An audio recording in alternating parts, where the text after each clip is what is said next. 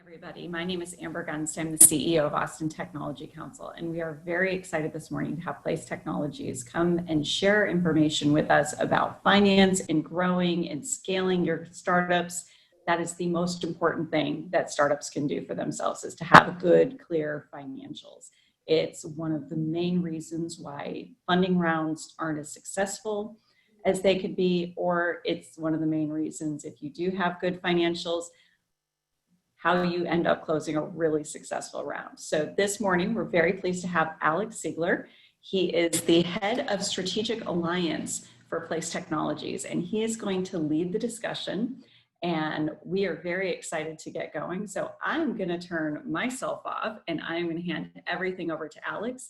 If you do have any questions, please put them into chat and Alex will be going over those at the end. Thank you, Alex. Thank you, Amber.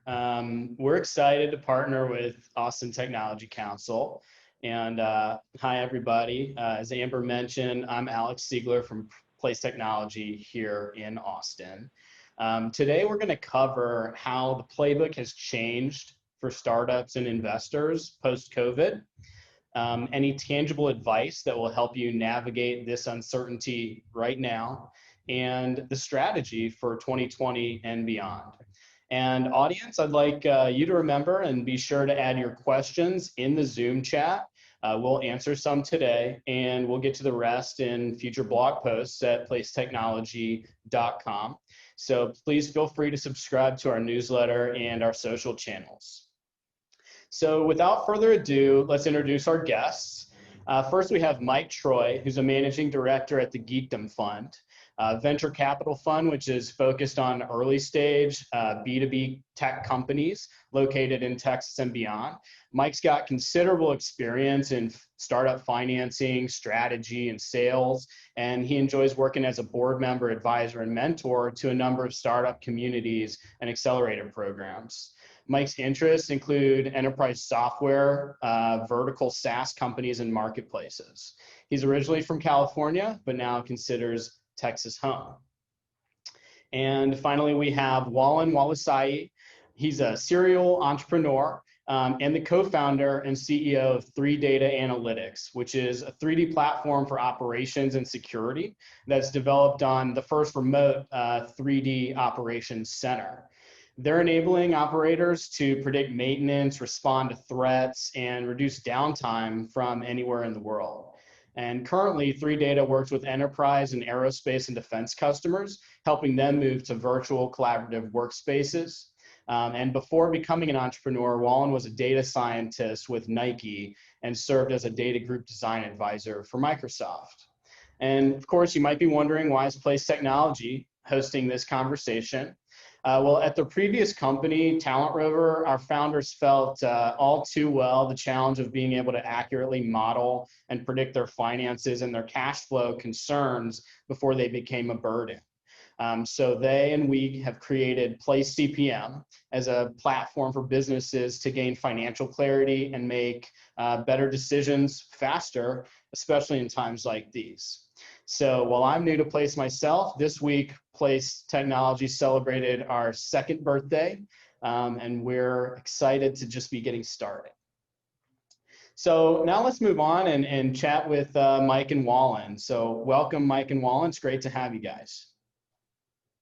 Thanks for having me. Yeah, I'm excited to kind of have this conversation and share my perspective, at least, on COVID and the pandemic. Absolutely. So the first question, this is actually going to go to Mike. This is obviously an unprecedented time for a lot of businesses. Is it the same for VCs? Yeah, hi everyone. Thanks for having us here today. I think, I think these are unprecedented times for everyone.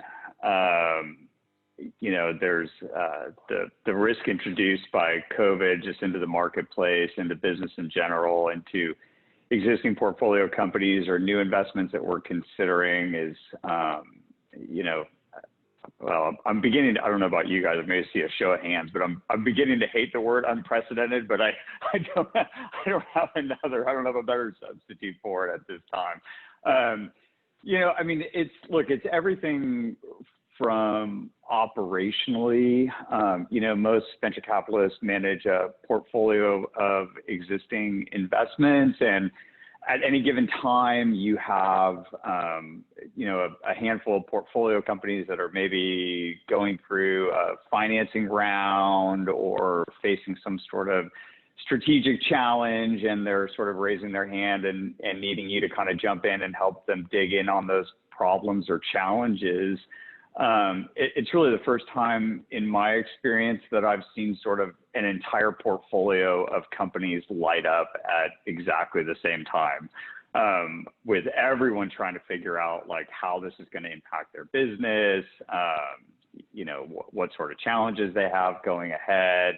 And so, and at least in the beginning, and I think, to some extent this is continuing, is that it's very difficult. Investors, I think, are very focused on analyzing risk, and there's a lot of risk that especially as early stage investors, there's a lot of risk we are willing to take, but it always helps if you can kind of quantify that. And I think right now, one of the biggest challenges we've seen is it's just with this sort of although I think maybe some of the initial impacts of COVID are becoming clear, what's really kind of hanging out there at this point is how long this continues, and sort of secondary and third order ramifications of businesses and things like that. So yes, I would definitely say at this point, it's it is clearly qualifies as an unprecedented time. Yeah, absolutely. And so, we see funding rounds being completed, like for you, Geekdom's recent Series B with C Machine. So I assume there's at least some appetite for investments. There is. So like I said, I think, there's been a tremendous amount of money raised by venture capitalists, private equity. A lot of that money is sitting there. It's designed to, it's intended to be invested. And so I think most firms are certainly still open for business. I think but I do believe just investors are being cautious. People like to look back to the last financial crisis, and everybody's probably read in the papers, there's obviously a number of really great companies that were founded during that downturn, but I do believe that the bar has definitely gone up for most venture capitalists in terms of new investments that they're willing to make. Absolutely. How have you seen that, Wallen? How have you seen that in recent discussions you've had or recent fundraising that you've gone? Yeah, I think for me specifically, it's been an interesting journey because of the nature of our platform. The nature of our platform kind of benefited from everyone moving remote, especially with a lot of operators and security operators now not being able to access their operations center. So it was a strange kind of silver lining from everything going on was now it forced a lot of companies and I'm imagining for venture capitalists to start to adopt the new norm of virtual collaboration, virtual business, how to handle business virtually, fully.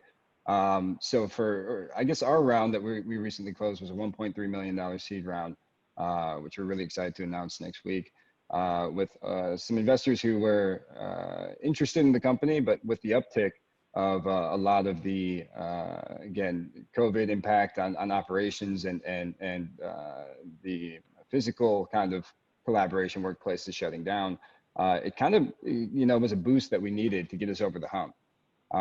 As we kind of kept on going through the conversations, Black Lives Matter hit. And, this is something I'm very passionate about. And I think there's two pandemics going on that we need to be able to kind of overcome. So a lot of this is kind of an interesting time for me specifically, because as a Black founder, I wasn't able to raise the capital that a lot of my counterparts and people who are creating very similar technology was able to raise.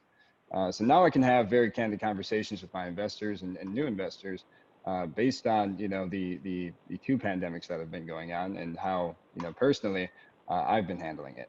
But I think, again, based on the nature of your company, if it's B2B, if it's B2C, adopting to this new norm, I think everyone was optimistic about how quickly we were going to be able to return to physical interaction. Yeah. But I think this is a new normal that a lot of us need to get used to, is now the virtual collaboration and kind of remote opportunities. Absolutely. And so, I mean, we found that the capital's still there, right, in large part from the investors. So, Mike, on your side, has the criteria or like the level of scrutiny from investors changed?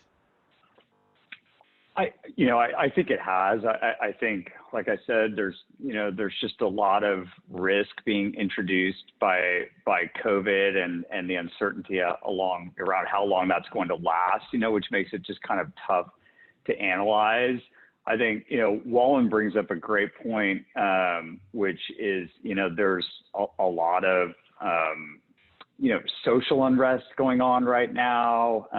We have an election coming up at the end of the year, which introduces, maybe in the past, these would be things that you would just kind of dismiss as, well, it's just going to be business as usual. But given everything that's going on, I think that's, it's worth people stopping to consider what things might look like and how that may impact businesses.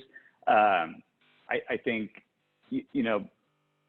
the type of company like Wallen is developing is a great example, I think, of the type of businesses that investors are looking for right now. We're definitely looking for companies who can not only survive during COVID, but can really thrive, where maybe there's something about this pandemic that's really put the wind in the sails of certain companies, or even potentially just accelerated changes that we were all willing to bet that, this was going to happen eventually. We've seen a number of companies like that, like, we just think timelines for that sort of either adoption or transition to a new type of business model has just been accelerated by, I don't know, 5 years, 10 years, pick a number, but drastically accelerated, So I think there's sort of new filters that people are putting on the top of their funnels, which maybe makes it a little bit more difficult to drop through.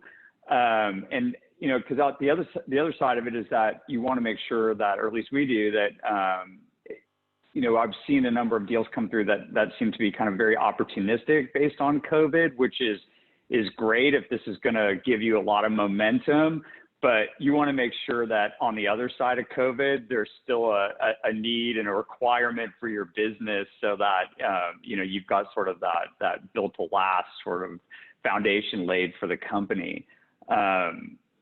And yeah, I'd say, and just in general, if there are any people that are looking at fundraising right now, I think some of the things that we've been asking for that are different, at least than what we've asked for in the past, is, typically, like, in the past, we would see financial projections and things like that from a company, and there would be one set of those financial projections.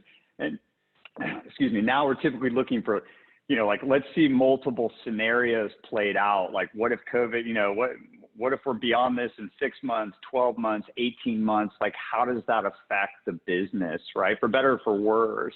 And also, I think just another kind of general recommendation for anyone raising money is to just have a slide on COVID, have a dedicated slide. This is COVID. This is how it impacts our business, for better or for worse.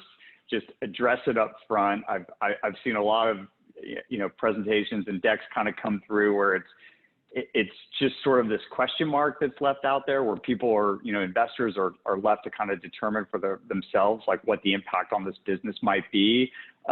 Where really, I think the entrepreneur is the best person to answer that question. And so don't leave it as like the elephant in the room, or don't leave it up to us to figure out how it impacts your business. Like, really just address it head on. Absolutely. And,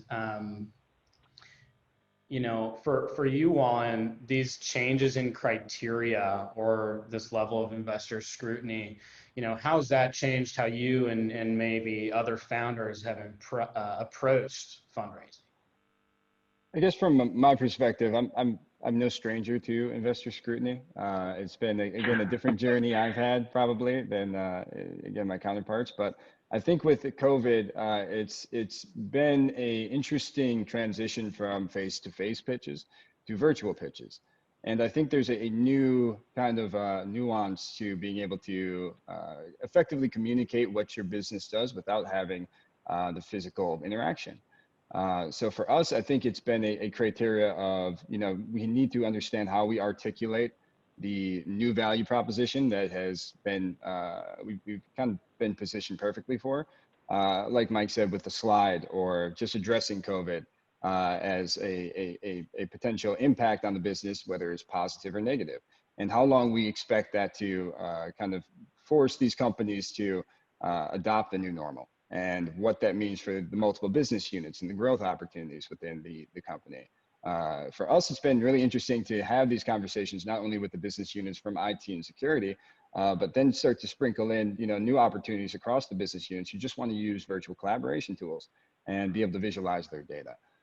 So it's been a process of us really figuring out what has this done to our company and how do we articulate that in a virtual, manner. Again, we've been in virtual and mixed reality for about 5 years. So we've been kind of waiting, for everyone else to kind of see the technology and see the power of being able to connect, using immersive tools. So again, for us, it's probably a little bit different. For me specifically, again, scrutiny is something I'm no stranger to. But I think it's much now on, as I kind of alluded to, the racial kind of injustice that's been going on. There's a lot of scrutiny on the other side of the table now. So I think a lot of people are trying to just have candid conversations about what's going on, and be open about your company, your business, where you're struggling, and trying to find partners in this strange time. It's not nearly the kind of predatory relationship that a lot of people thought of venture capital, at least from my perspective. But I've been able to have a lot of my current investors come through with great advice, new connections, trying to help. And I think it's really important that we come together during this time. So as much as it is, again, a higher level of anxiety and the unknown adds this kind of unquantifiable dimension to a lot of these conversations. It's now the opportunity to find the right partner rather than trying to be scrutinized, find the people who really fit your vision and your business model. Absolutely. So we've got time for maybe a couple more questions, and we really appreciate your time so far. We have one from the audience, and that is, for new founders, what's the right balance to strike between networking and website development or personal branding when it comes to seeking funders? Are contacts more important, or is it the image? Yeah, Mike, I'll let you take take the first swing at this one. Gosh, it's kind of a tough question. I mean, I believe in these times, having a strong network is going to be super important. It is a big adjustment for most venture firms. Like, we had never invested in a company when we had not, sort of physically face-to-face met the founders or the founding team. And so I think kind of getting, so as it becomes more difficult to get that same level of comfort that maybe in the past you could have gotten through, a series of meetings, face-to-face, a dinner, whatever, now you're starting to rely, I think, in some cases on, as you're sort of reference checking this person, like, how did I meet this person? Who else knows them? Maybe who did, who had a chance to have dinner with them before all this craziness started. And so I think that is certainly important. I mean, I don't want to totally discount, image or, what might be perceived as sort of like a real thought leader. I think that certainly helps. And as we look to do more diligence remotely as well. Having something that, an online profile or something that we can dig into a little bit and get a sense for, who you are, what you've done in the past, your thinking, how you're respected in the community, that, I don't want to discount that either. Yeah, I would agree with pretty much everything Mike touched on. I think that the network is really the most important piece, at least from my perspective, of having good people where you know that the references that come through are also going to be good people. It's kind of how that works. If you surround yourself with like-minded and good people, typically when I've gotten introduced to people from my network, they've been people who are of the same values. And I think it's going to be critical during, again, times like this, that you have a network of support and a network of people who want to see you do well. And that's really been kind of I'd say the biggest impact on our round was the network effect of our investors. Because all of a sudden it was, hey, take a look at this company. They're doing really awesome stuff and they're crushing it. So the more that we had that network of people who we could kind of reference without meeting physically, it's really how quickly can you build that trust with people? It's when you're doing business together, how can you build that trust? And a lot of it is done face to face, previously. So you kind of have to really lean on your network at this point.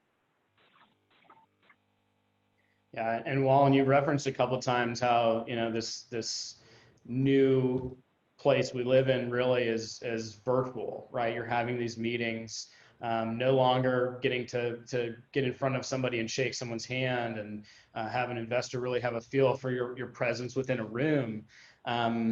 I know Zoom's come out recently with some face filters and there's all kinds of silly things, but aside from that, any tips from either of you guys who where just to keep engaged, keep founders engaged, keep people engaged on a Zoom call in general?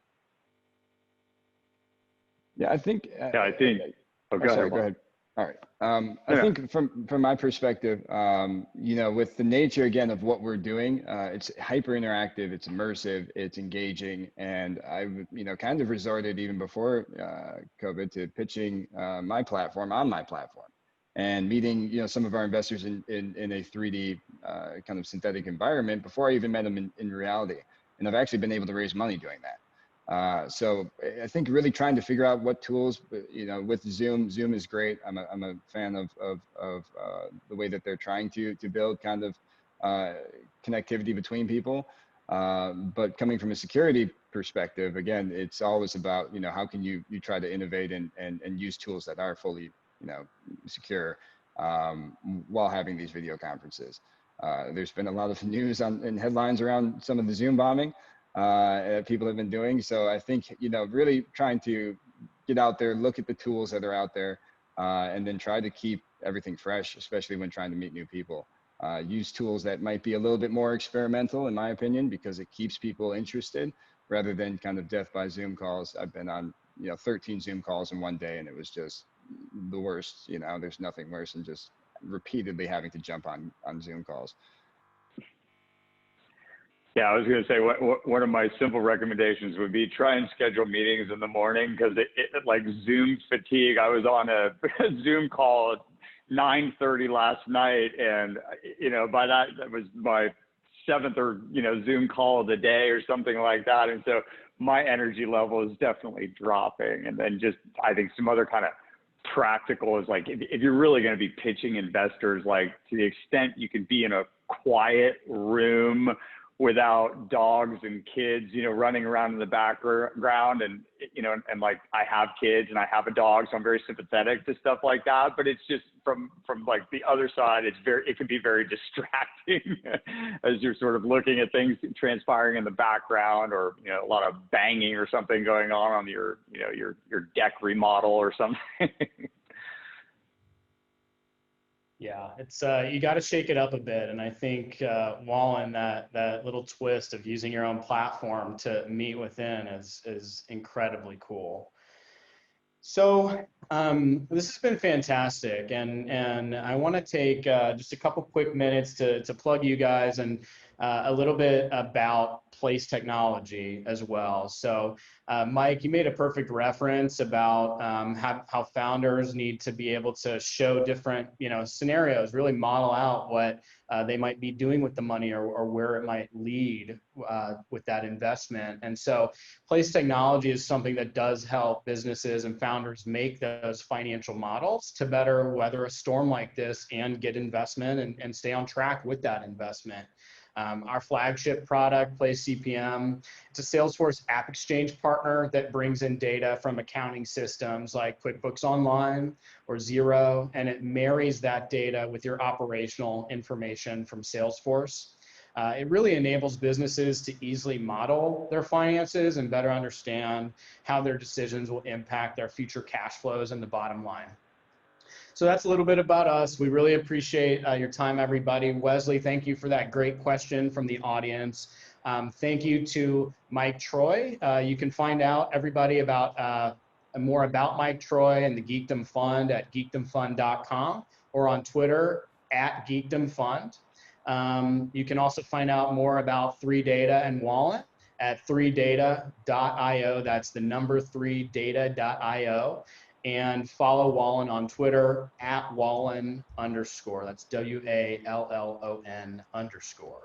And as a reminder, more questions that you all have submitted will be answered in future blog posts at placetechnology.com. So please remember to subscribe to our newsletter and our social channels at Place Technology Inc. So thank you, everybody. I'll turn it back over to Amber. Thank you, Alex. And Mike and Wallen, you both shared a couple of really important things that I just want to touch on. One, Mike, you talking about, listen, everybody's talking about COVID, so just have a slide in your deck when you're going out for fundraising. I think that's one thing some people are unsure of. So we're going to definitely make sure that we get you quoted out on social media on that one. And Wallen, when you both talked about the importance of having a good network right now, but Wallen, you touched on something saying a good network of people with similar values, which I think that's something that a lot of people miss when they're out there building their network. They're just adding whoever and not looking at, is this somebody that I actually want to reference me at some point? And is this somebody I would want to refer out at some point? So I think that that's something I've always tried to be really cognizant of, but you actually verbalized it. So thank you for that. I think that's a really important thing to do. This was helpful to me, and I'm not even going out for a fundraising round. So I can imagine it's been extremely helpful for everybody here. We are so pleased with every company in our community and very thankful to Place Technologies for being part of this today. We're going to have some more of these. So keep on the lookout with Place, because I think we're doing about 4 or 5 more, which I'm excited about because, 20 years in business development, I love talking about money, I love talking about growing, and I love talking about scaling because all those things are awesome. So that's what ATC is here for, to help you grow and scale and take your business to a global expansion level. And this is why conversations like this are incredibly important to our community. If you have any questions and want to reach out to ATC or get any questions over to the team at Place, our email is info@austintechnologycouncil.org. Again, that's info@austintechnologycouncil.org. And we'll get that information out to you. We will also be sending a link to this recording, as well as some follow-up documents and some links to Mike and Wallen and Alex so that you can get a hold of them as well. We look forward to seeing you all again here very soon online. And if we all wear our masks and we all wash our hands and we all social distance, maybe we can get together in person soon too. You take care and have a wonderful weekend.